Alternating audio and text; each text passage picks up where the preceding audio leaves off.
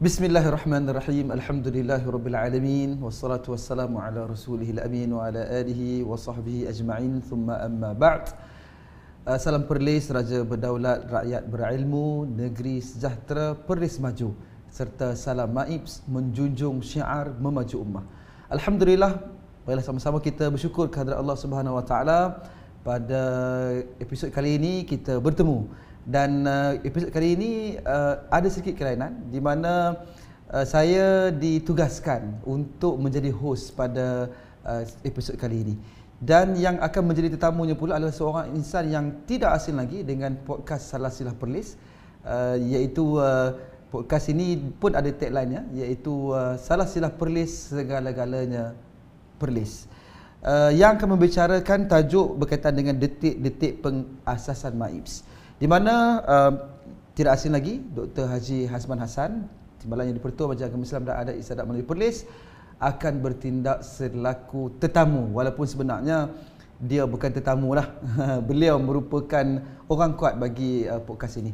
Jadi bagi meneruskan dengan sesi kita pada episod kali ini, mungkin di peringkat awalnya nak bertanya khabar dulu, apa khabar Doktor? Okey. Alhamdulillah. Terima kasih saudara Nazim. Bulan-bulan puasa ni okey lah. Apa nama, sebab kita kata episod ini menampilkan kelainan kerana selalunya saudara yang akan jadi tetamu, tapi malam ni saudara blank sikit jadi host. Dia rasa ada jadi mungkin antara lain kerana keberkatan bulan Ramadan lah. Allahumma amin.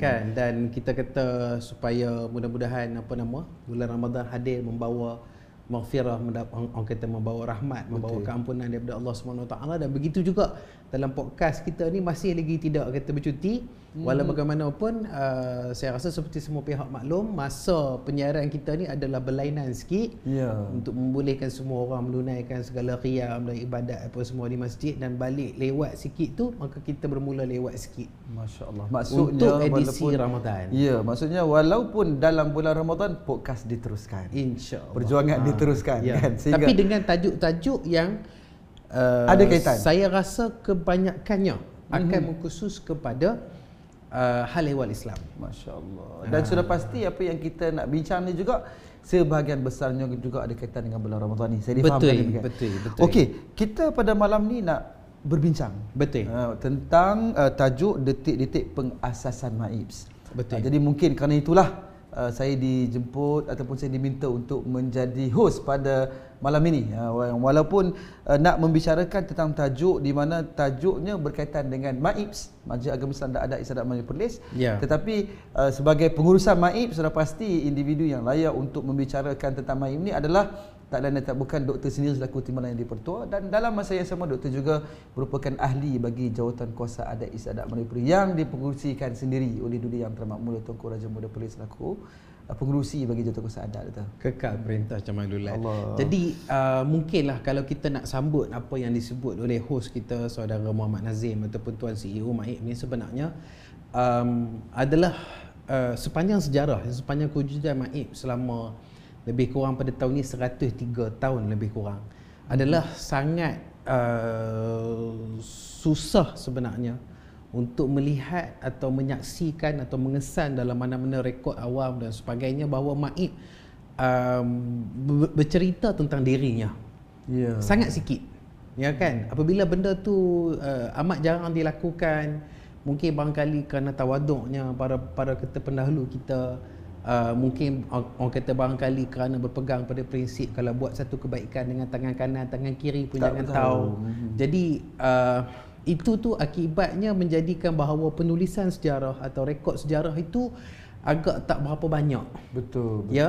Tetapi walau bagaimanapun kita cuba juga, dan bahawa Maib sini hadir ke negeri Perlis khasnya, dan tidak dilupakan hadir ke Persada Malaysia di peringkat nasional, peringkat serantau di serantau ASEAN, dan peringkat antarabangsa ini antara lain dia sebenarnya daripada sebuah negeri yang dianggap ke-13 terkecil di Malaysia, tapi membawa satu hati yang besar dan cita-cita yang sangat luhur. Jadi saiz bukan penentu segalanya. Saiz bukan penentu segala-galanya. Jadi maknanya pada episod ini apa yang kita akan cuba buat adalah untuk mengenang kembali Allahumma fir lahum para pendahulu kita, iaitu khususnya bagaimana detik-detik yang menjadikan lahirnya Maib. Ya, sebab itu untuk semua penonton yang sedang bersama dengan kita pada episod kali ini, tolong like, tolong komen dan tolong tekan butang share untuk menyebarkan maklumat tentang Maib. Betul tak? Betul. Kita harap sangat. Okey. Sebagai mukadimah pada episod kali ini, sebelum wujudnya Maib ataupun Majlis Agama Islam dan Adat Islam Perlis, bagaimana agaknya pentadbiran kepada hal ehwal Islam di negeri Perlis? Sudah pasti kita tahulah kalau kita melihat kepada lipatan-lipatan sejarah, pengurusan hawa Islam itu merupakan satu urusan yang memang diamanahkan pun, ya, sejak daripada zaman baginda Rasulullah sallallahu alaihi wasallam sampailah ke zaman kita hari ini. Sebagai orang Islam, tak dapat tidak kita perlu untuk menegakkan kalimat Islam, kita perlu untuk menguruskan Islam ini dengan sebaik mungkin. Dan sudah pasti para pendahulu kita yang terdiri daripada raja-raja wangsa Jamalullah telah pun memikul amanah kepimpinan ini untuk mentadbir dunia ini dengan Islam yang sebenarnya, yang disebutkan selalu iqamatuddin wa siyasatu dunya bihi, menegakkan agama dan mentadbir dunia ini dengan urusan agama. Jadi bagaimana agaknya sebelum daripada wujudnya Maib, so-called wujud ni artinya sebagai satu organisasi ataupun sebagai satu badan, bagaimana Maib itu maksudnya urusan hawa Islam itu dilaksanakan tanpa ada Maib sebagai satu entiti ketika mana di era pemerintahan Raja Perlis yang pertama almarhum Raja Syed Hussein Jamaludin, dan apa pula pendekatan almarhum raja yang kedua iaitu almarhum Raja Syed Ahmad Jamaludin dalam aspek yang sama, iaitu aspek pentadbir hawa Islam. Ya. Terima kasih kepada saudara saya, saudara Muhammad Nazim. Jadi kalau kita lihat balik, memang sebelum wujudnya Maib sudah pasti telah ada pengurusan hawa Islam, pentadbiran hawa Islam telah dilaksanakan dalam negeri Perlis. Kerana namanya kita kata bila raja-raja kita adalah merupakan wangsa Ahlul Bait, maka sudah pasti satu tugas penting yang dilaksanakan adalah memelihara kedaulatan Islam. Betul. Ya. Jadi sebelum wujudnya Maib bermula daripada zaman raja yang pertama, orang kata lagi, iaitu almarhum Raja Syed Hussein Jamaludin, apa yang berlaku adalah baginda telah memperkenankan suatu kewujudan jawatan iaitu Datuk Khadi Besar. Datuk Khadi Besar. Datuk Khadi Besar merupakan pembesar atau menteri yang ditugaskan untuk menjaga hal ehwal Islam. Beliau bertindak sebagai mufti, beliau bertindak sebagai hakim, beliau bertindak sebagai segala-segala perkara autoriti, penasihat tertinggi berkenaan dengan hal ehwal Islam. So maksudnya Khadi Besar itu berperanan sebagai kadi yang memutuskan tentang hal ehwal syariah, keadilan, dan juga yang menasihatkan dalam soal syariah sebagai mufti, dan termasuklah soal pentadbiran. Ketiga-tiga sekali peranan berkaitan dengan pentadbiran, yang kedua tentang urusan syariah sebagai mufti, dan juga tentang urusan keadilan juga diuruskan oleh beliau. Betul. Dan besar kita kata untuk memulakan segala tindakan yang berkaitan dengan syariah, penguatkuasaan syariah yang mungkin dilaksanakan oleh segala datuk-datuk pembesar yang lain ataupun panglima-panglima yang lain, dia mesti datang daripada Datuk Khadi Besar. Masya-Allah, besar peranan Datuk Khadi Besar. Betul. Jadi maksudnya, tapi kita kata pada masa tu dia berkhidmat terus di Balai Rong Sri kepada raja-raja Perlis. Iaitu Datuk Khadi Besar yang kita pertama adalah Allahyarham Datuk Syed Muhammad bin Syed Abdullah Al-Haddad. Ya. Kemudian apa yang Ahlul Bait juga. Ahlul Bait juga. Kemudian apa yang berlaku adalah itu berlaku pada zaman pemerintahan Raja Syed Hussein, ya. Kemudian pada zaman pemerintahan anak anda baginda iaitu Raja Syed Ahmad, apa yang berlaku adalah jawatan itu diteruskan, dilestarikan, dan kemudian datang seorang tokoh bernama Haji Muhammad bin Haji Abdul Latif, ya, yang dikatakan berasal daripada Pulau Pinang, telah diperkenankan menjadi Datuk Khadi Besar yang kedua. Istimewanya pada pemerintahan Raja Syed Ahmad ini adalah baginda telah memperbaharui binaan masjid diraja, iaitu yang sekarang ni kita sebut sebagai Masjid Lama Arau. Masjid Lama Arau. Itu disebut sebagai Masjid Diraja. Maksudnya kita kata dia tak sebut sebagai Masjid Negara Diraja. Masjid kata diraja, tapi ia tetap merupakan satu masjid di mana raja-raja memulakan asas, iaitu kita kata masjid-masjid di mana raja-raja ni akan berangkat untuk solat Jumaat atau raya atau apa, semua di situ. Ya. Jadi maksudnya kita kata sekarang ni kita sebut dia sebagai masjid lama Arau yang juga dikenali sebagai Center of Sunnah. Sekarang Pada zaman baginda ni, baginda telah memperbaharui binaan masjid itu yang daripada kayu telah menjadi batu. Dengan menugaskan jurubina-jurubina keturunan Arab dan juga Melayu dan sebagainya membina masjid itu dengan batu, pasir dan sebagainya. Tetapi istimewa pada zaman itu adalah simennya bukan simen biasa, tapi simen itu adalah bahan yang melekatkan batu dan pasir itu daripada campuran yang merupakan seni bina kata Negeri Perlis menggunakan nisan nipah. Nisan. Maksudnya kita kata manisan nipah, manisan tebu, madu lebah, telur itik, telur ayam dan sebagainya, semua untuk itu melekatkan simen. semua simen itu lah, berfungsi sebagai simen. Masya-Allah. Kepada masjid Arau atau Masjid Diraja kita kata pada masa itu yang berlaku pada zaman kita kata baginda Raja Syed Ahmad. Kemudian pada zaman baginda juga baginda telah memperkenankan pembukaan sebuah institusi yang dianggap semacam pondok lah yang didirikan di sebuah katanya di pinggir sebuah sungai yang kita pinggir sebuah sungai yang kita anggarkan mungkin di salah satu tempat berdekatan dengan Sungai Arau. Sebab kita kata Bandar Diraja juga. Jadi itu antara secara selayang pandang bagaimana dengan pembangunan Islam sebelum wujudnya MAIK, khususnya pada zaman dua raja pertama. Masya-Allah, menarik. Ya. Sebenarnya saya malam ni ataupun pada episod kali ni saya sendiri pun belajar sesuatu bagaimana peranan raja-raja Wangsa Jamalulai yang sangat besar dan bagaimana insafnya ataupun musifnya mereka sebagai pemerintah negeri Perlis yang memberikan perhatian yang begitu besar tentang pentadbiran hal ehwal Islam. Okey, tadi doktor ada sentuh tentang peranan almarhum raja pertama Raja Syed Husin dan peranan almarhum raja kedua Raja Syed Ahmad Jamalulai. Jadi sudah pastilah pasti pada zaman-zaman ataupun era-era berikutnya almarhum raja-raja Wangsa Jamalulai telah pun memainkan peranan. Jadi kalau berdasarkan kepada apa yang doktor sebut tadi, pada era zaman almarhum Raja Syed Husin, pada era zaman almarhum Raja Syed Ahmad, kedua-duanya menunjukkan aspek pentadbiran Islam tu pada seorang yang digelarkan sebagai Datuk Qadi Besar, KHADI. Ya, betul. Besar mana tak tahu. So maksudnya peranan itu sangat besar. So bagaimana pula dengan pencapaian ataupun pengurusan kepada hal Islam di zaman almarhum Raja Perlis yang ketiga iaitu Raja Syed Safi Jamalulai? Ya.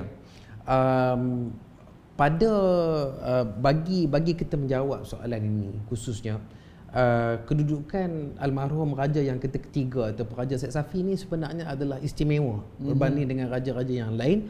Apa istimewanya adalah mungkin saya tidak nafikanlah kalau ada misalnya orang ataupun penulisan sejarah yang lain yang kata memberikan perspektif yang agak berbeza tentang Raja Perlis yang ketiga ini, tetapi daripada perspektif hal ehwal Islam apa yang kita nampak adalah raja ketiga membangunkan Islam dengan cara melonjakkan lagi aspek fardu kifayah ni. Fardu kifayah yang selalunya orang sebut kalau orang lain dah buat kita tak payah. Maksudnya adalah fardu kifayah dalam erti kata bagaimana supaya sumber-sumber ekonomi dapat diagihkan dengan lebih merata kepada rakyat. Dengan itu rakyat keluar daripada belenggu kemiskinan, akan mula kita kata menikmati kualiti hidup yang lebih baik dan seterusnya, boleh menunaikan ibadat seperti zakat, haji, bersedekah dan sebagainya dengan lebih baik. Maksudnya almarhum Raja Syed Safi ini banyak memberikan penekanan kepada aspek pembangunan ataupun aspek yang berkaitan dengan ekonomi atau bagaimana? Ya, sebab tu kalau kita tengok balik semua jalan-jalan utama di negeri Perlis yang ada pada hari ini tanpa mengira apa namanya adalah asasnya dia dirintis oleh raja yang ketiga almarhum Raja Syed Safi. Masya-Allah. Jalan yang mana satu? Contohnya jalan daripada Kangak ke Arau. Jalan daripada Arau ke sempadan Kedah melalui Jelempuk. Jalan daripada Kangak pergi ke satu lagi sempadan Kedah di kata Kuala Sanglang melalui Simpang 4 pun dirintis oleh kata baginda, termasuk juga jalan daripada Kangak ke arah Tebing Tinggi yang berdekatan dengan Terowong. Yang kata menotasi Banjaran Nakawan ya. Kebanyakan jalan-jalan utama ni dirintis oleh baginda. Hampir semualah. Kita kata begitu ya. Dan kenapa baginda membina jalan itu, sebab kalau kita kata sebelum itu yang disebut yang ada adalah mungkin yang disebut jalan gajah lah.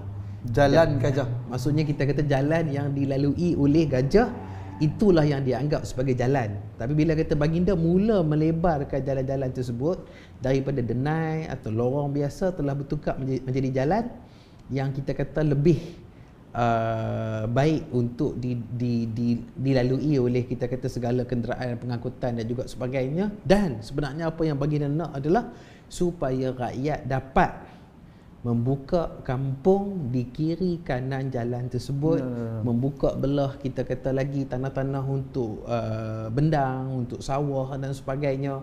Jadi dengan itu meningkatkan lagi kualiti hidup rakyat. Maksudnya di zaman almarhum banyak memberikan penekanan kepada aspek-aspek yang berkaitan dengan pembangunan ni. Ya.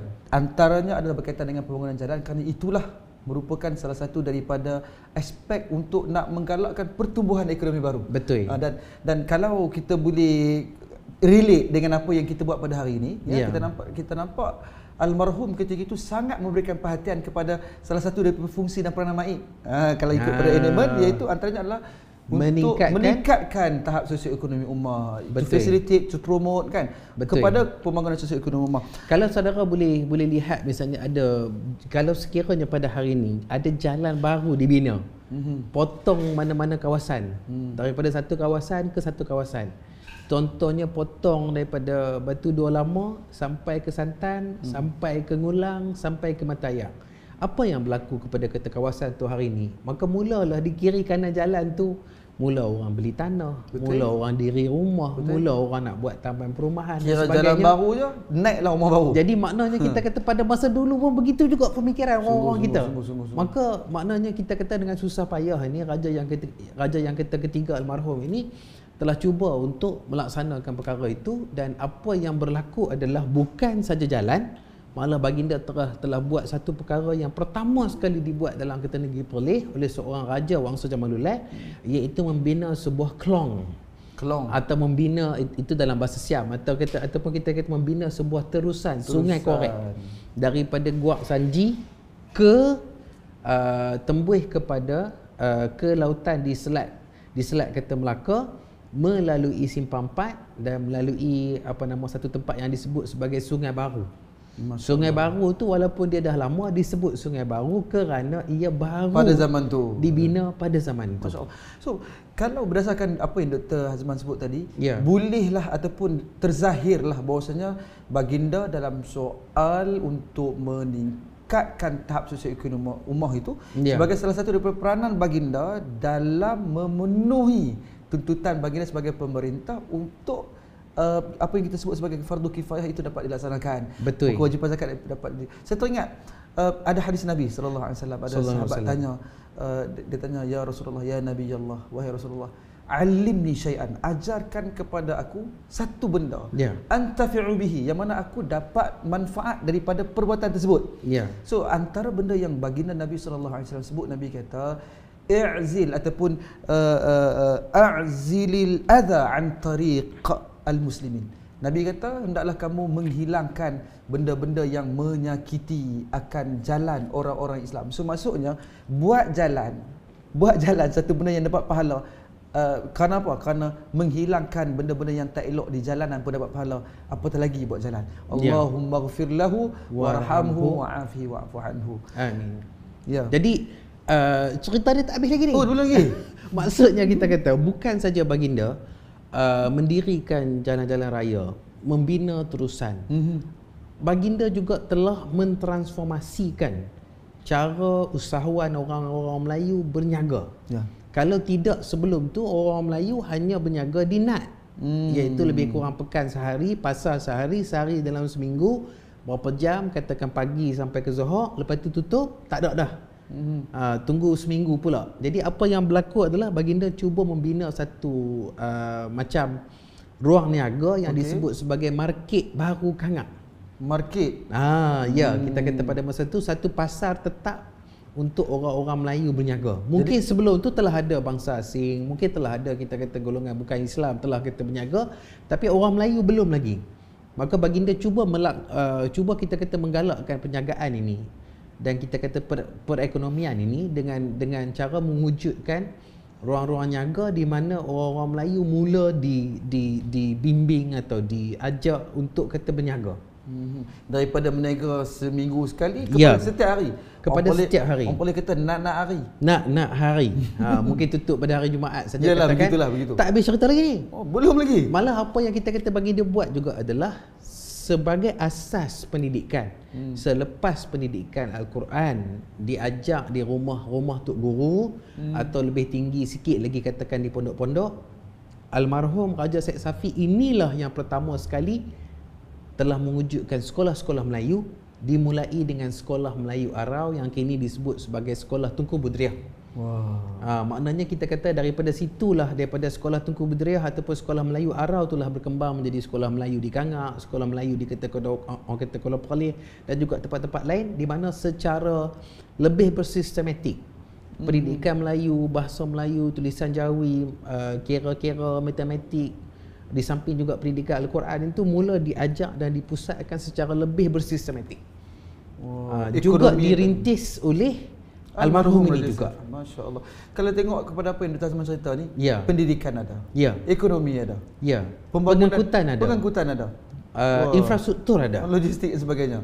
Masya Allah. So kebanyakan daripada asas-asas kepada pembangunan itu diasaskan oleh baginda sendiri. Dalam keadaan secara rasmi baginda memerintah hanya 7 tahun. 7 tahun tapi banyak 7 tahun sahaja. Masya Allah. Jadi maknanya kita kata mungkinlah apa yang dikatakan keberkatan, barakah pada masa sehingga kita kata waktunya sedikit tapi banyak perkara yang dapat dicapai. Betul. Masya Jadi Allah. itu antara perkara-perkara yang kita kata berlakulah, alhamdulillah.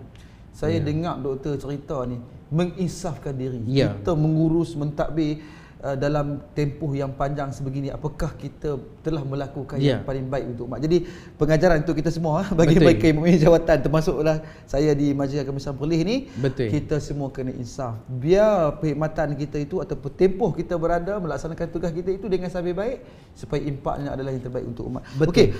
Doktor, kita nak pergi kepada era selanjutnya. Kita dah pergi pada almarhum raja pertama, raja kedua dan raja ketiga.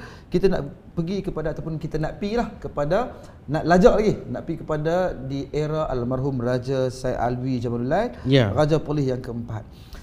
Tadi kita dah bercerita apa yang telah dimain ataupun yang ditunjulkan ketika mana di zaman era-era raja yang tiga teratas. Jadi kita nak pergi pada yang keempat ni.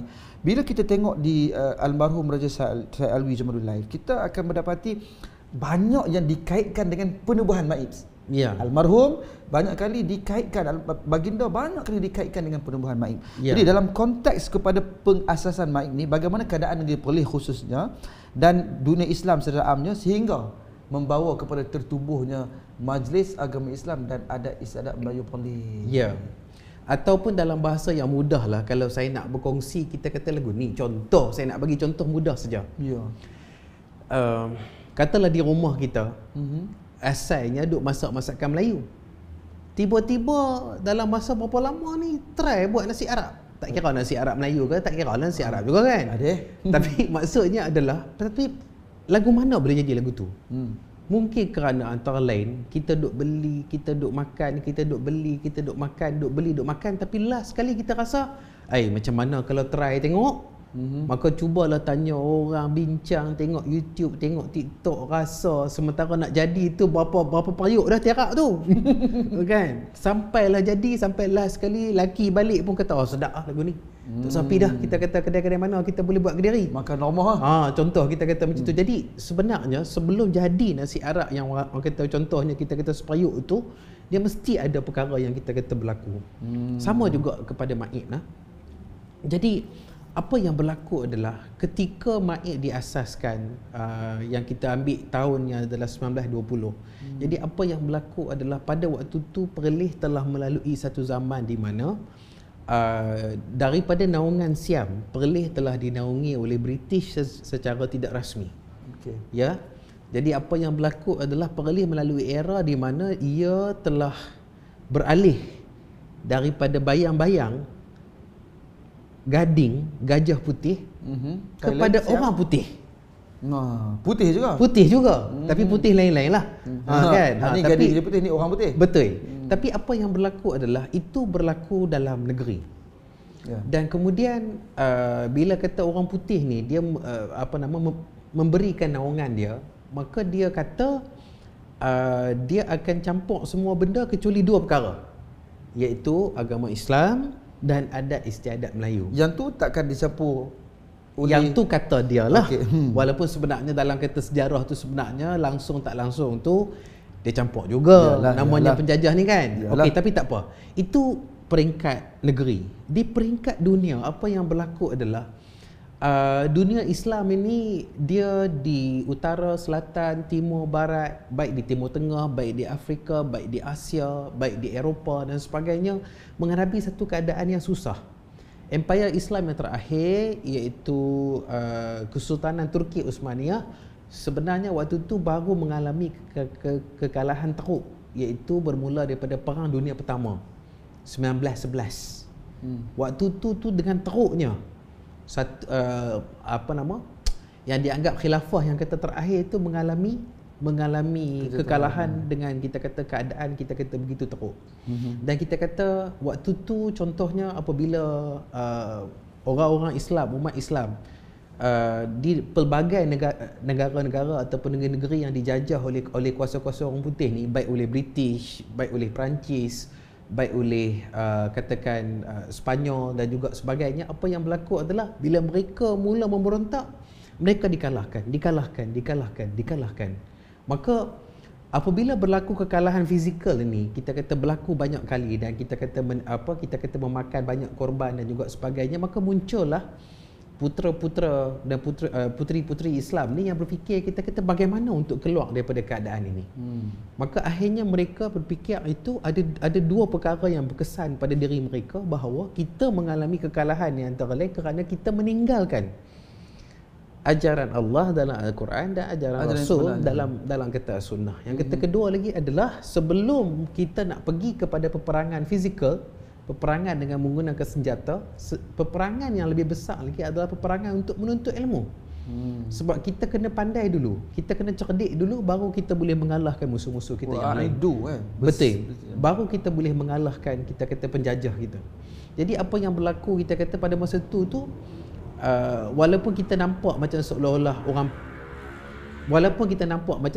kita kata orang Perlis macam orang Perlis, orang Kelantan macam orang Kelantan, tapi sebenarnya di peringkat semenanjung ni kita saling memerhatikan apakah perkembangan yang kita berlaku di tempat ni, kita saling memerhatikan walaupun sebenarnya keadaan nampak begitu bersahaja. Tapi seolah-olah nampak macam orang duk makan sirih, orang duk sentir kata tembakau, kadang-kadang orang duk pergi bersembang di bawah pokok tepi rumah tak pakai baju, bawa sebai saja. Betul. Tapi kadang-kadang benda yang dicakapkan tu dia ada kaitan. Usaha untuk meningkatkan syariat tu ada. Yang tu kita kata maksudnya perkara yang berlaku dalam kata dunia ni. Jadi apabila kita kena akui lah, apabila negeri Melayu yang kata pertama menubuhkan Majlis Agama Islam yang kata sendiri adalah Majlis Agama Islam dan Adat Istiadat Melayu Kelantan, atau singkatan dia MAIK pada 1915, perkembangan ini diperhatikan oleh kata negeri Perlis. Maka mulalah putera-putera negeri Perlis ni mula kata berfikir betul tak betul. Maka inilah kita kata bila orang putih mengatakan dia tak kacau agama Islam dan adat istiadat Melayu, maka itu dua-dua perkara yang dia tak patut campur tangan. Maka dalam perkara ni kita patut merdeka dan kita boleh mengelakkan campur tangan dia. Maka inilah caranya kita memajukan diri kita dengan cara memajukan lapangan agama Islam dan adat istiadat Melayu melalui penubuhan majlis, melalui penubuhan majlis-majlis agama. Dan begitulah kita kata akhirnya bagaimana yang berlaku pada negeri Perlis. Alhamdulillah. Maksudnya dan sebutan majlis itu datang bermula daripada majlis apa? Majlis mesyuarat. Maka bila dimesyuaratkan tu, maka barulah dipakatkan untuk buat itu, buat program ni, projek ini dan juga sebagainya. Maka di asasnya adalah majlis pemesyuaratan tersebut. Maksudnya Majlis Agama Islam mana-mana negeri ni tertubuh di atas kesedaran untuk memerdekakan pengurusan awam Islam daripada belenggu penjajah. Yang saya nampak tu, kita kata detik pengasasan yang mula khususnya bagi kita Kelantan diikuti oleh kita Perlis tu, dia ada kaitan. Maka lepas tu bila kata masing-masing negeri mula menubuhkan majlis-majlis agama tu, maka baru dia merebak ke pelbagai negeri-negeri di Semenanjung dan juga di tempat-tempat lain lah. Maksudnya bukan biasa-biasalah sejarah penubuhan ni. Satu sejarah yang begitu menimbulkan semangat kepada kita untuk jadi terus. penubuhan majlis-majlis agama ni sebenarnya adalah cara orang-orang tua-tua kita ni melawan penjajahan tanpa terang-terang menunjukkan perlawanan, tetapi mempunyai substance kepada perjuangan. Betul. Sebab kita kata akhirnya bila perkara ni bermula, dia akan sampai di mana akhirnya kekuatan tu akan terbentuk juga. Rasa semangat ni. Semangat lah macam ni. Jadi sebab tu kita kata dia MAIP contohnya seperti mana yang ada pada hari ini, ia bukan satu perkara yang dibina di atas dasar katakan saja-saja, tapi ia lebih kepada bermula asasnya untuk menentang penjajahan dalam bentuk kita kata memajukan agama Islam dan memajukan umat Islam itu sendiri dengan ilmu dan dengan agama Islam yang kata sebenar. Kan? Masya Allah, terima kasih banyak doktor. Rasanya bukan setakat saya yang semangat, penonton kita juga semangat, dan saya yakin dan percaya kita semua kena sentiasa berdiri betul-betul di bawah Majlis Agama Islam supaya kita semua dapat melestarikan perjuangan mereka yang terdahulu. Okey, doktor, kita nak pergi kepada satu segmen khas kita. Betul. Iaitu segmen Pelek Perlis. Nak sebut pelek pun kena betul-betul kan? Pelek Perlis. So, perkataan kita pada hari ini perkataan apa, doktor? Pada hari ini bersempena dengan edisi pengasasan MAIP ni, pada hari ini kita telah memilih satu perkataan yang ada kaitan dengan kerja-kerja MAIP, iaitu solar. Ejaannya S-O-L-A. S-O-L-A, sebutannya solar. Tapi apa kalau orang ni disebut lain sikit. Disebut solar. Dia ada ekor dia lain sikit. Tapi ekor tu sikit saja. Kalau kata ekor tu dah lebih jadi lain. Kepala betul. Kan. Jadi apakah makna solar ni, saudara Muhammad Nazim? Solar ni kalau boleh kita fahami, dia macam tinjau. Tolong perhati, tolong perambang. Itu antaranya. Tapi artinya kalau dalam konteks disiplin ilmu mungkin lebih jauh lagi. Mungkin solar ni asalnya dalam bahasa Perlis ia bermakna tinjau. Ia bermakna siasat. Ia bermakna parti betul-betul. Kita kata macam jalankan penyelidikan awal. Jadi maknanya kita kata perkataan tinjauan itu tak ada dalam bahasa Perlis melainkan solar. Jadi sebenarnya kita kata pada hari ini seperti mana biasa episod-episod yang lain juga, kita akan minta host kita untuk buat ayat. Untuk solar tu. Okey. Dan juga diikuti oleh saya sendiri, ataupun misalnya saya dulu ataupun kita kata host dulu pun tak apa. Kita kata misalnya doktor dululah. Okey. Kalau kata ayat daripada saya berkenaan dengan solar, kita mungkin boleh buat ayat sebelum kita nak terima siapa-siapa. Kita kena solar sungguh-sungguh dulu. Solar bagi terang dulu. Kan kita kata kod ada apa-apa masalah. Jadi baiklah daripada awal tu kalau ada apa-apa tu kita tahu daripada dulu. Kita tahu daripada awal. Betul. Maksudnya adalah sebelum kita menerima mana-mana calon kepada mana mungkin jawatan tertentu atau kedudukan tertentu, eloklah kita mengadakan penyiasatan supaya apabila kita tahu sekiranya ada perkara-perkara yang berbangkit, maka daripada awal lagi kita boleh mengambil segala tindakan yang diperlukan. Yang tu mungkin terjemahan dia dalam bahasa Dewan Bahasa dan Pustaka lah. Lebih kurang kan.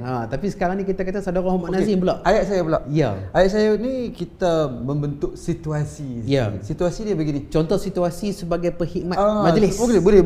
Contohnya begini. Contohnya Yalah, sekarang ni zaman internet, zaman orang akan mengadu. Kita bukan setakat mengadu dia main telefon saja. Dia main mengadu melalui alam maya ni. Betul. Media sosial. So dia alam cyber. Dia mengadu, dia begitu begini, kata ada satu orang ni tak boleh makan. Tak ada benda nak makan normal. Kita pun bacalah dia pejabat. Dalam Maib ni, Maib tak bekerja seorang-seorang. Kita kita selalu akan mengajak, bukan setakat kita bekerja, tetapi mereka yang berada di bawah pengurusan kita juga bekerja. Seluluinya dan sentiasanya. Selului ataupun sedianya ataupun masa tobat lagu tu kan. Seluluinya kita akan minta ni yang di lapangan ni. Maib di pejabat, tapi kita ada wakil-wakil kita. Wakil-wakil kita adalah amil di karya. Selalunya bila jadi macam tu, jadilah ada orang mengadu kata tak ada satu keluarga ni tak ada makan sebagainya, kami akan sebut begini. Nanti kita akan telefon pergi dekat amil, kita kata, "Assalamualaikum Pak Long, cepi Solo tengok dalam kampung tu sungguh orang kata kawan tu tak ada makan." So Solo. Sebab apa? Sebab kadang-kadang kena check dulu. Kena check dulu. Dalam Maib ni kita ada satu sistem dalam talian. Dia semak je www.asnaf.maips.gov.my. Tu dia. /semak. Masuk nombor kad, nombor kad. Nombor IC. KTP. Masuk je nombor IC tu, dia akan tabik berjabu. Kau tahu berjabu? Berturut-turut. Dia punya history ataupun sejarah daripada sumbangan yang kita bagi. Itu ayat dia. Kita suruh Pak Long, cepi Solo tengok depa dalam kampung tu sungguh tak ada benda nak pemakan. Contoh begitu. Terjemahan dalam bahasa Keluar. Betul. Terjemahan dalam bahasa standard, Pak Long sila pergi buat tinjauan, lihat benarkah mereka tidak ada makan. Contoh begitu. Mungkin tak ada makan, tapi tiba-tiba tiap-tiap hari beli tulang buat sup. Contohlah. Saya kan? Banyak kes doktor. Depa habaq ke saya, kata depa tu tak ada nak makan apa. Pasal apa? Pasal tak ada dapur dengan tonggeh. Tak ada sungguh tonggeh. Order. Panda. Tak tahu lah. Mawang ke apa tak pasti. Okey, alhamdulillah. Jadi maksudnya kita kata solar ni bagi saya dia mewakili macam suatu tinjauan awal, macam minda saintifik juga dalam kalangan orang Perlis ni tentang memperkatakan sesuatu tentang siasat. Dapatkan bukti-bukti dulu, baru kita berikan judgement, baru kita berikan hukuman, baru kita berikan penilaian. Berarti benda ni daripada dulu-dulu lagi dah ada. Kalau dulu tok nenek kita dah ada paradigma solar ini, maka kita pun sama juga. Kita bertanya habaq, kita apa semua sama juga pada hari ni. Mana-mana butang klik atau share atau like yang kata kita nak buat, kita solar dulu. Fake account ke apa ke tu ke ni ke. Jadi kita kata macam biasa, dia seolah-olah cari bukti-bukti dulu, fikir dulu sebelum buat. Saya pula melihat perkataan solar ni, dia lebih kepada bagaimana berhati-hati. Berhati-hati, dan dalam masa sama dia mengajar kita satu prinsip, iaitu satu masalah ataupun satu benda yang kita dengar, kita jangan biarkan itu berlalu begitu sahaja tanpa kita membuat semakan. Macam kes tadilah, kalau tak pergi solar, kita pun tak tahu kan. Jadi maksudnya dia mengajak kita untuk melaksanakan tugas dan tanggungjawab kita. Okey doktor, alhamdulillah segmen bahasa untuk doa Perlis tu nampak macam cantik dah tu. Dia ada sikit lagi. Sila. Sikit lagi, sebab tu kita kata bila disebut solar ni, kita jangan pandang negatif. Jangan pandang dia sebagai tajasus, jaga tepikan orang. Tapi sebab tu kita kata sebutan dia jaga tepikan orang, bukan jaga dalam kain orang. Jangan. Lain. Jadi jaga tepi kain saja, bukan dalam kain. Jadi kita ni hidup kata bermasyarakat, kadang-kadang kita nak kena perhati.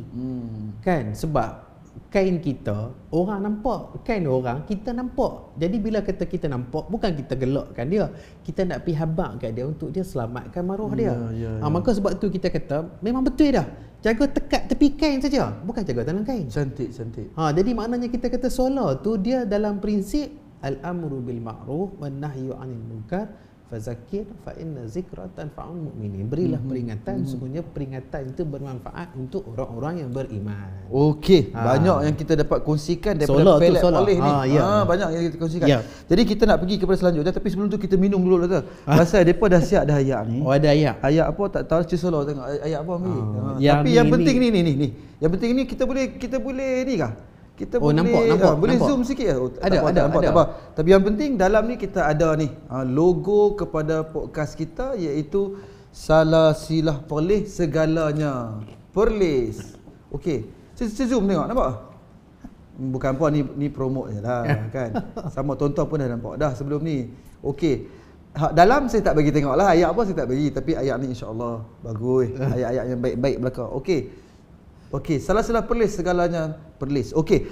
Tuan-tuan dan puan-puan sekalian, para penonton kita untuk episod kali ini, kita nak teruskan lagi apa yang kita bincangkan dalam episod kali ini, dengan kita nak sambung lagi berkaitan dengan sejarah pengasasan Perlis ini. Sebab sesuatu sejarah itu sudah pasti ada mereka yang terlibat dan memainkan peranan yang begitu besar.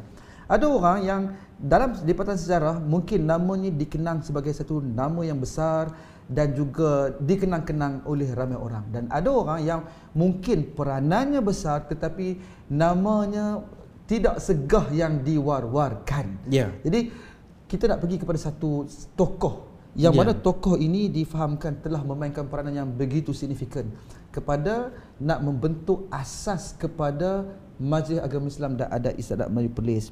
Wujudnya usaha dan perjuangan oleh seorang yang disebutkan sebagai arkitek penubuhan MAIPS. Jadi bolehkah yang berbahagia doktor jelaskan siapakah yang disebutkan sebagai arkitek kepada penubuhan asas kepada Majlis Agama Islam dan Adat Istiadat Melayu Perlis? Silakan doktor. Jadi kalau kita memperkatakan berkenaan dengan siapakah arkitek, siapakah individu yang banyak memainkan peranan sebenarnya di belakang tabir, walaupun secara rasmi yang menubuhkan MAIP ni adalah almarhum Tuanku Syed Alwi ataupun Raja Syed Alwi Jamaludin, Raja Perlis yang keempat. Namun kita kata ada seorang tokoh yang kita kata bersama-sama dengan baginda yang telah mengangkat cadangan dan juga telah mempersembahkan nasihat-nasihat kepada baginda ni. Orangnya sangat tidak dikenali kerana barangkali tidak ada mana-mana monumen, tidak ada mana-mana binaan, tidak ada mana-mana jalan diabadikan dengan nama kata baginda. Bukan nama baginda, tapi kita kata nama kata beliau. Dan maksudnya kita kata entahlah kita kata mengapa dalam masa beberapa puluh tahun selepas beliau pulang ke rahmatullah, kajian-kajian yang dihasilkan termasuk juga artikel pendek-pendek tentang kita beliau juga hampir tidak ada. Tapi orangnya adalah sangat-sangat signifikan sebagai arkitek sebenar di sebalik penubuhan MAIP, dan orangnya adalah tak lain tak bukan adalah Allahyarham Haji Ahmad bin Muhammad yang lebih dikenali sebagai Haji Ahmad Hakim. Beliau bertindak sebagai Hakim Mahkamah Perlis dan akhirnya menjadi yang dipetua MAIP yang pertama. Dan di antara para pembesar yang kita hidup sezaman dengan beliau termasuk antara tokoh yang muda. Dan maksudnya kita kata beliau antara tokoh-tokoh muda yang diberi kepercayaan oleh almarhum Raja Syed Alwi misalnya untuk mengetuai kita kata mahkamah syariah. Maka sebab tu apabila kita kata beliau sebagai hakim kita kata mahkamah Perlis, beliau juga kita kata mentadbirkan beberapa enactment yang kata di bawahnya adalah pengoperasian MAIPS. Mungkin insya-Allah kalau dengan inayah dan izin Allah Subhanahu Wa Taala kita akan ada satu episod untuk mengenang kembali jasa-jasa beliau. Tapi perlu episod khusus insya-Allah. Tapi maknanya kita kata antara lain, kalau kita nak fahamlah, kalau MAIP ni merupakan anak dan kita kata dia ada bapa dan bapaknya adalah dapat dikatakan sebagai almarhum Raja Syed Alwi, maka siapa ketuk bidannya? Tok bidan Maka bidannya adalah Haji Ahmad bin Muhammad alias Haji Ahmad Hakim yang sambut kelahiran tu. Betul, yang kita kata daripada awal kan, sebelum kata tok bidan tu mai tu macam-macam dah buat dah kan. Kita kata dia dah mai tengok lah, bagi ubat lah, bagi minyak selusuh lah, itulah ni lah apa semua kan. Sakan. Jadi maksudnya kita kata inilah kita kata Haji Ahmad Hakim. Beliau juga adalah merupakan seorang daripada pejuang yang menentang Melayu Union. Beliau juga adalah seorang daripada ahli State Council. Beliau juga adalah satu-satunya orang bukan keturunan kerabat Diraja Jamaluddin yang diperkenankan untuk menjadi ahli jemaah pemangku Raja Perlis Beliau juga merupakan orang yang mementorkan almarhum Raja Syed Putra Jamalul Lail. Masya-Allah. Daripada kecil sampailah dia bertugas. Mursyid diraja lah. Betul. Dan kita kata beliau juga kita kata orang yang buat banyak perkara yang kita kata progresif. Sebagai contoh adalah kita kata apa? Bersama-sama dengan Maib, beliau contohnya adalah orang yang kita kata bersama-sama berusaha sungguh-sungguh ke arah mewujudkan sebuah madrasah dengan bahasa pengantar Arab yang moden pertama dalam Perlis, iaitu Al-Madrasah Al-Alawiyah Ad-Diniyah, ya, sebagai satu sekolah pendidikan medium dalam kita kata bahasa Arab. Beliau juga adalah orang yang kita kata berusaha untuk menyokong penubuhan Derma English School.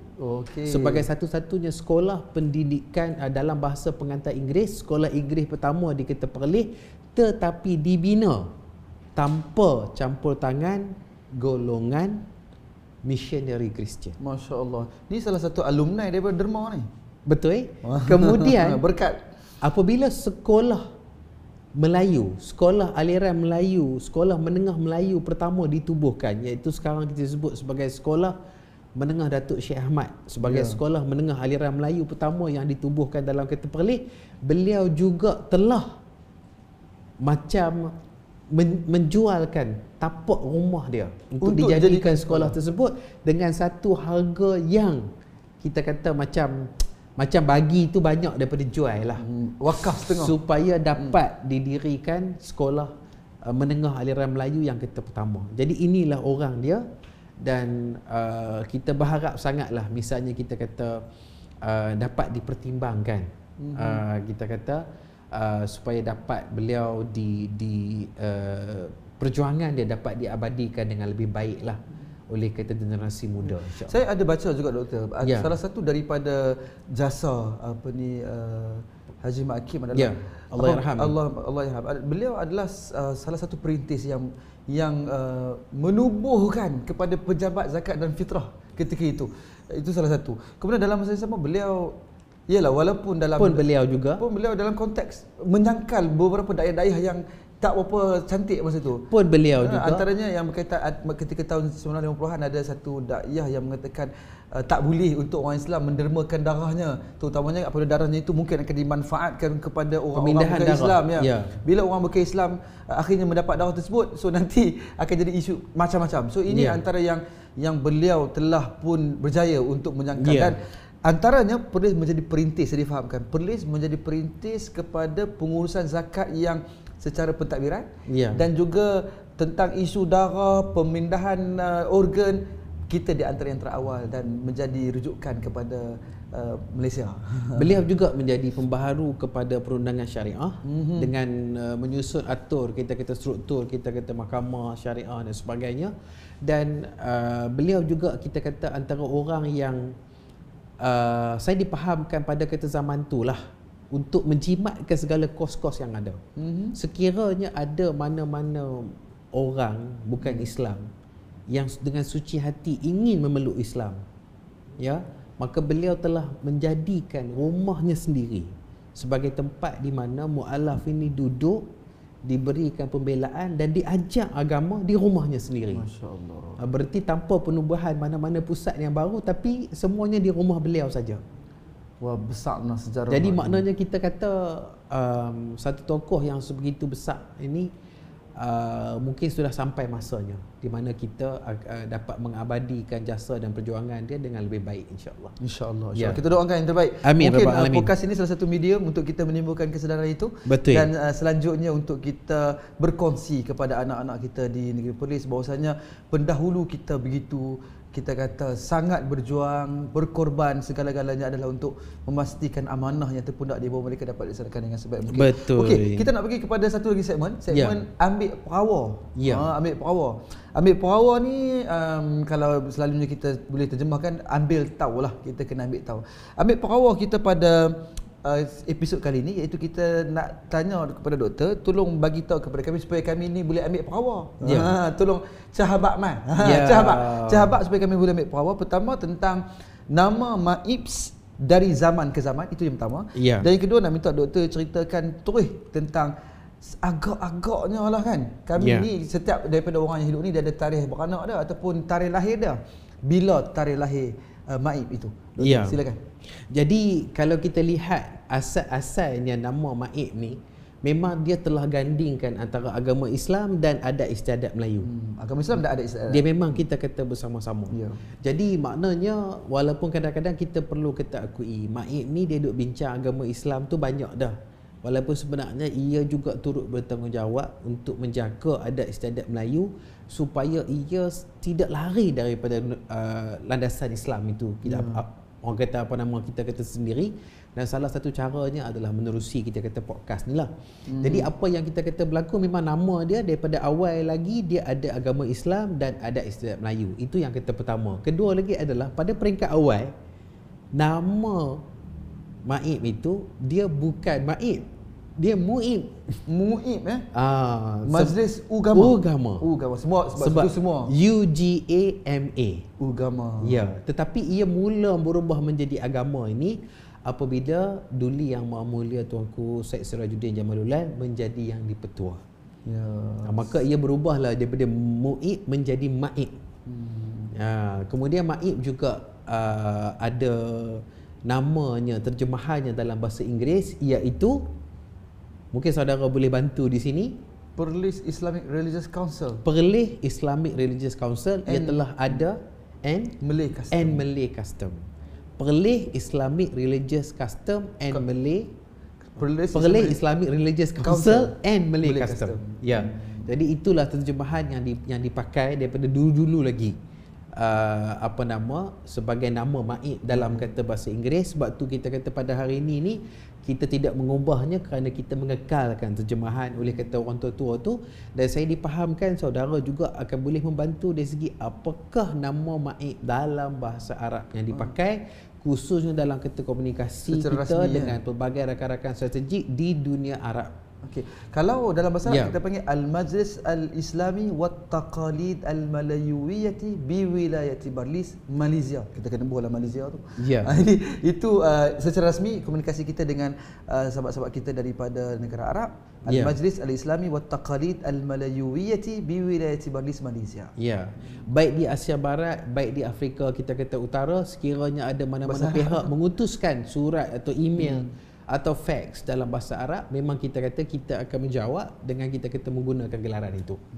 Okey. Kemudian kalaulah disebutkan sebagai contoh 31 Ogos Persekutuan Tanah Melayu merdeka. Betul. Kemudian 31 Ogos juga tahun 63 dikatakan penubuhan Malaysia. Maka kita kata apakah hari yang dianggap sebagai hari beranak?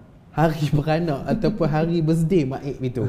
Bukan kita nak sambut apa-apa, hari lahir lah, tapi maksudnya kita kata yang awal mula penubuhan Maib situ adalah pada tarikh 1 Mac 1920. Apa justifikasinya? Okey, justifikasinya adalah sebab itu buat kali pertama direkodkan dengan minit.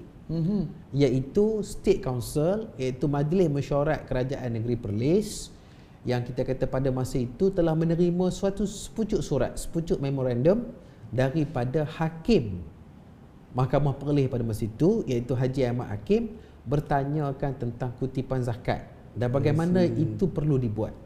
Dan akhirnya kita kata mesyuarat State Council telah memutuskan, yang bersidang pada 1 Mac 1920 itu memutuskan bahawa hakim lah atau qadi lah yang perlu menyelia kutipan zakat tersebut dan menggalakkan orang ramai untuk melaksanakan ibadat zakat.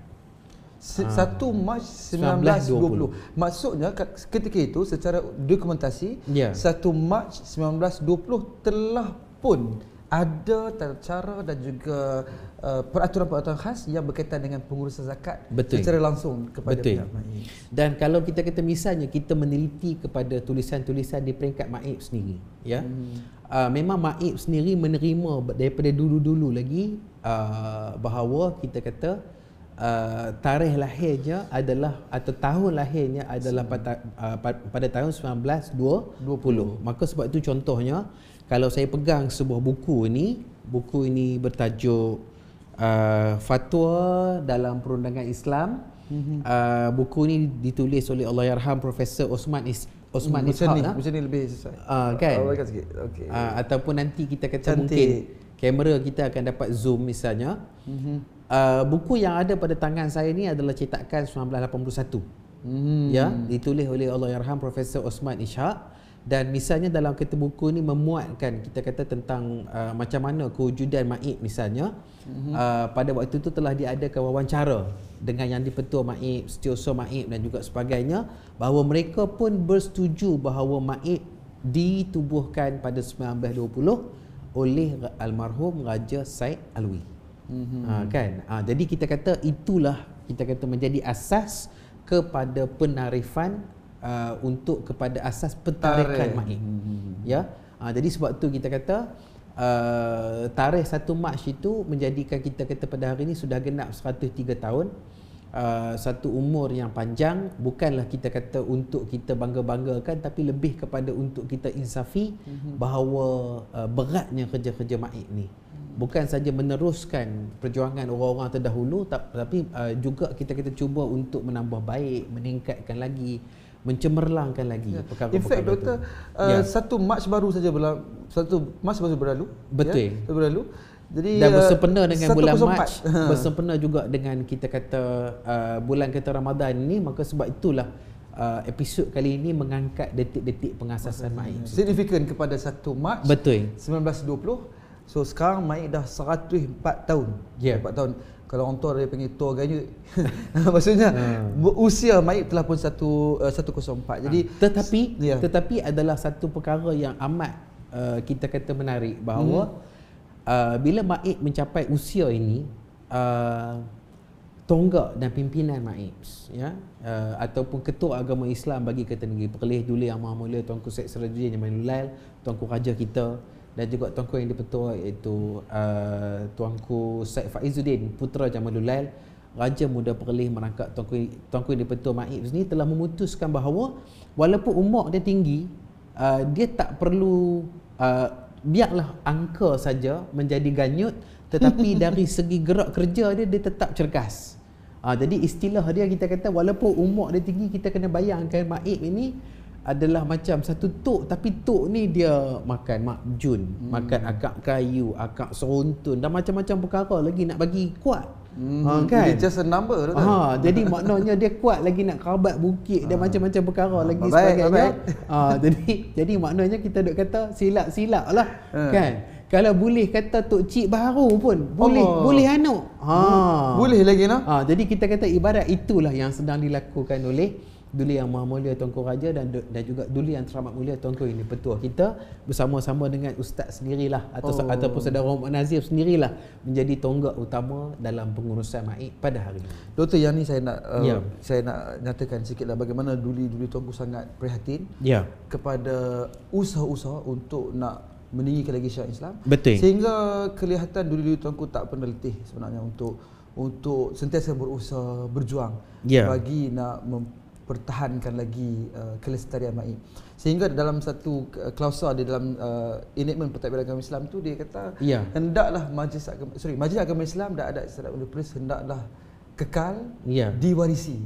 Maksudnya turun-temurun perlu diwarisi. Dan sedemikianlah kalaulah Maib perlu diwarisi, sedemikianlah semangat kita juga perlu diwarisi. Kalau daripada pendahulu kita telah pun melakukan yang terbaik, maka semangat itu juga perlu untuk kita laksanakan. Okey, doktor, kita nak pergi kepada segmen kita yang selanjutnya, itu tentang kelaku Perlis.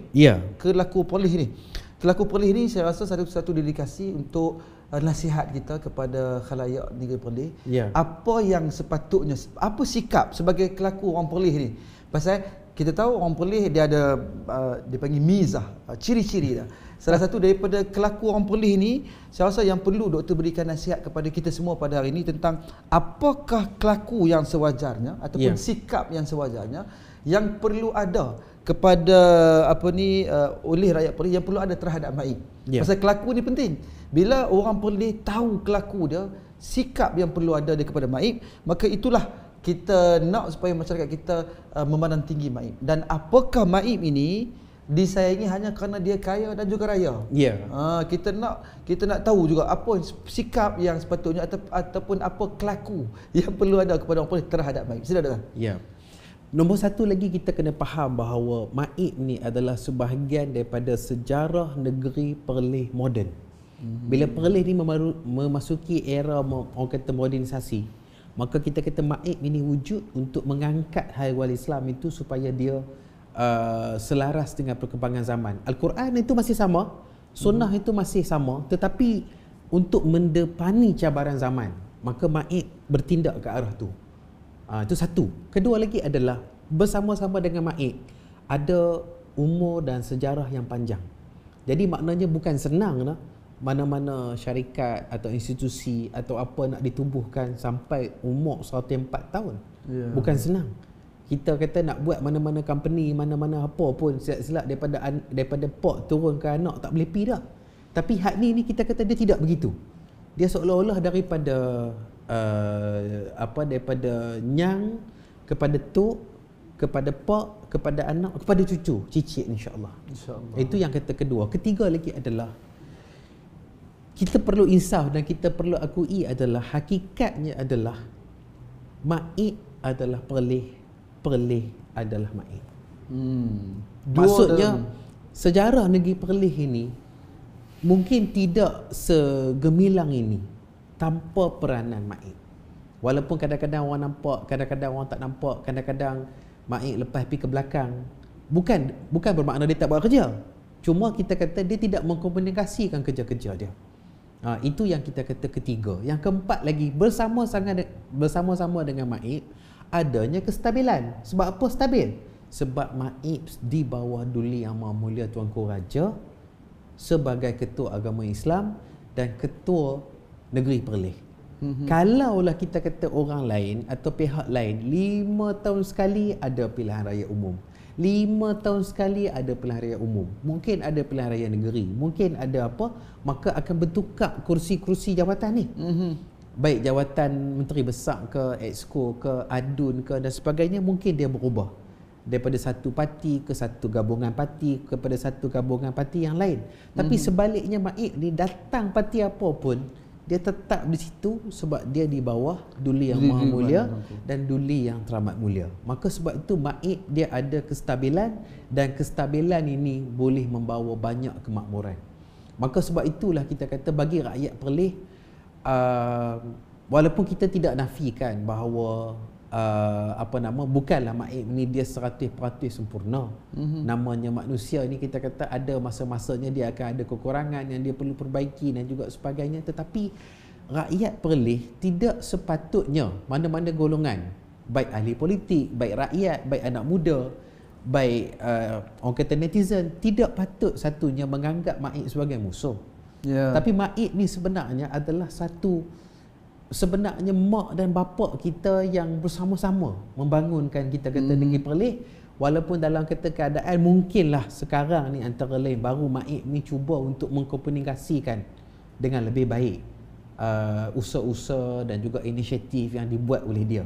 Jadi itu satu, jangan anggap sebagai musuh. Kedua lagi adalah hendaklah bersama-sama dengan Maib, sokonglah usaha-usaha Maib, inisiatif Maib, dan sekiranya ada apa-apa perkara kita nak berikan cadangan, teguran dan sebagainya, insya-Allah Maib akan berlapang dada untuk menerima segala maklum balas yang kita kata seperti itu. Kalau kita mengamuk-mengamuk di kita media sosial pun kadang-kadang mungkin tak sampai kepada Maib. Tapi kalau kita hantar dengan betul, saluran yang betul, mungkin hantar satu email saja. Tapi email tu nak kena email betul lah. Janganlah kita kata buat fake account atau buat email-email palsu dan juga sebagainya. Jadi maknanya kita habaq dengan cara telus dan sebagainya. Ini yang kita berlaku, maka insya-Allah pengurusan Maib akan ambil perhatian. Kita kata menanganinya. Akan solar dan akan ambil kita kata tindakan. Mungkin saya rasa saudara Muhammad Nazim ada nasihat yang ingin disampaikan bagaimanakah kelaku rakyat Perlis. Kan? Okey. Doktor dah sebut tadi tentang perkara-perkara yang penting sebagai rakyat Perlis, jaga kelaku. Jaga kelaku. Antara benda yang penting saya rasa yang selain sebagai tambahan kepada doktor, saya rasa untuk rakyat Perlis kita jaga tata kelakuan kita, dan sudah pasti bila berkait dengan Maib ini kami sangat-sangat mengharapkan. Kita tak perfect, kita tidak sempurna, tak ada orang yang sempurna sebenarnya, tapi kita berusaha untuk menjadi sempurna. Jadi dalam dalam rangka untuk kita menjadi yang sempurna ni, kemungkinan kita tergelincir sana, tergelincir sini, datang dan salurkan maklumat. Kami insya-Allah di MAIP, doktor, kita semua di MAIP saya rasa kita ada semangat yang sama, iaitu untuk melakukan kebaikan, untuk berusaha untuk buat kebaikan. Islah yang kita perlukan. Jadi besar kemungkinan ada maklumat-maklumat yang kita tak sampai, tolong salurkan kepada MAIP. Di Perlis, doktor, setiap masjid 101 masjid, ada 102 karya masjid, semua ada amil. Salurkan maklumat kepada amil. Tak dapat nak jumpa amil, kita ada imam 1, imam 2, bilal 1, bilal 2, penjaga kawasan siak dan sebagainya. Semua berperanan yang boleh menyampaikan maklumat itu kepada MAIP. Di sekolah kita ada guru muraqib amil 106. Guru-guru sekolah ni mereka diberikan tanggungjawab dan juga mandat untuk menyalurkan maklumat kepada MAIP. Mereka adalah ibarat amil bagi peringkat sekolah. Ya, betul. Salurkan maklumat kepada guru-guru. InsyaAllah kita cuba ambil perhatian. Dalam masa yang sama, tak cukup dengan tu. Kita insyaAllah berinteraksi 24 jam kecuali waktu solat. Yang mana kita ada media sosial, boleh maklumkan kepada kita. Kalau dalam Facebook, laman Facebook kalau boleh disebutkan, kita ada inbox kita sentiasa berinteraksi dengan para masyarakat, netizen. Masyarakat boleh menyalurkan maklumat untuk kami ambil tindakan. InsyaAllah kita berusaha sedaya upaya untuk memberikan respon dan juga maklum balas terhadap aduan-aduan anda. Antara perkara yang saya rasa menarik juga ataupun perlu untuk kita nyatakan juga adalah MAIP juga bekerjasama rapat dengan pelbagai pihak yang telah diiktiraf oleh rakyat dalam proses demokrasi, dalam proses kita pilihan raya sebagai wakil-wakil rakyat, baik di peringkat DUN, baik di peringkat parlimen, tanpa mengira mereka parti apa. Benar. Untuk membantu rakyat, membantu pengundi dalam kawasan yang mereka wakili masing-masing. Betul. Dan MAIP bertindak melampaui batas-batas kepartian sebagai ibu dan bapa. Tanpa mengira parti apa dan tanpa mengira orang yang tak ada parti pun akan dibantu, insya-Allah. Jadi maksudnya kita kata tapi lainlah keadaannya. Jangan pula kita kata bantuan MAIP tu kita duduk kata bantuan parti kita, tidak. Kan? Itu antara perkara yang kita kena faham lah. Kan? Sebab bantuan MAIP ni bantuan MAIP. Bantuan parti kita, bantuan kata parti kita, jangan kita isytihar pula. Bantuan MAIP tu merupakan bantuan parti atau bantuan kita dan sebagainya. Tapi semua tu kita kata dia kena habaq. Bantuan MAIP ni sebenarnya bantuan yang diampun kurniakan oleh Duli Yang Maha Mulia, oleh Duli Yang Teramat Mulia, Tuanku Yang di-Pertua sendiri. Jadi itu kita kata macam kelaku Perlis yang saya rasa sudah mewakili macam satu bentuk rumusan. Terima kasih doktor, banyak yang kita perbincangkan dalam episod kali ini berkaitan dengan pengasasan MAIP, dan secara peribadi saya sendiri pun banyak perkara-perkara yang saya perolehi daripada siri podcast Salah Silah Perlis, segalanya Perlis pada episod kali ini. Terima kasih banyak atas satu ruang perkongsian yang begitu hebat daripada yang berbahagia Dr. Haji Hazman Hassan selaku selaku timbalan yang di-Pertuan Majalah Khamis Adat Islam Perlis. Dan saya yakin dan percaya banyak yang akan kita bincangkan lagi pada siri-siri podcast yang akan datang. InsyaAllah episod berikutnya kita akan menampilkan seorang daripada ahli majlis yang insyaAllah namanya kita rahsiakan dulu. Saya pun tak tahu ni. Tapi beliau akan membicarakan atau membincangkan sebahagian daripada keunikan fiqh Ramadan yang diamalkan dalam kata Perlis, insyaAllah. Yang ni akan dibentangkan dalam episod kita berikutnya. Saya rasa bagi pihak keluarga ataupun kru Salah Silah Perlis, kita mengucapkan banyak-banyak terima kasih kepada Tuan CEO kita, Ketua Pegawai Eksekutif yang bertindak sebagai host pada kita hari ini. Terima kasihlah atas ruang yang diberikan. Yang telah sudi meluangkan masa untuk kata kita punya podcast. Tidak lupa kepada menunjuk kasih pada Duli Tuanku Raja dan juga Tuanku Yang di-Pertua MAIP di atas perkenan yang telah diberikan. Begitu juga kepada kru Suara Sunnah sebagai rakan strategik kita. Jadi kita harap semangat bulan Ramadan Al-Mubarak ini tidak melunturkan ghirah kita ataupun semangat kita untuk kita menuntut ilmu. Salah satunya adalah menerusi Salah Silah Perlis. Terima kasih doktor. Saya rasa kita perlu untuk mengingatkan kepada diri kita semua dalam bulan Ramadan ini teruskan beribadah, jadikan ini sebagai satu Ramadan yang insya-Allah akan meningkatkan takwa iman kita kepada Allah SWT sesuai dengan apa yang Allah nak daripada ibadah puasa ni, iaitu dengan harapan la'allakum tattaqun, moga-moga kamu menjadi orang yang bertakwa. Dan saya rasa satu benda yang saya nak sebut adalah mana-mana saya pergi, bila saya kongsikan tentang Maib, saya selalu kongsikan dalam nama Maib tu ada Islam. Ya. Ada Islam, majlis agama Islam dan ada Istiadat Manipur. Islam memandu kita.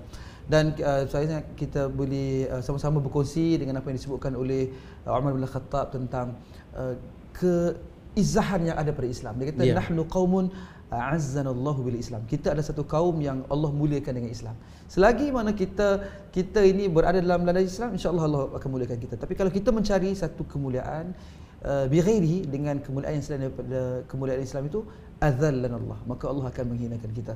Jadi dengan apa yang disebutkan dalam sesi penutup kita pada hari ini, semoga kita semua mengambil satu iktibar, kita semua berusaha untuk mempertahankan Islam yang ada dalam diri kita, termasuklah sama-sama mempertahankan majlis agama Islam dan adat istiadat Manipur Perlis agar kekal diwarisi turun-temurun. InsyaAllah kita bertemu lagi dalam sesi yang akan datang. Salah silah Perlis, segalanya Perlis. Sekian, wabillahi taufiq wa hidayah. Wassalamualaikum warahmatullahi wabarakatuh. Waalaikumsalam.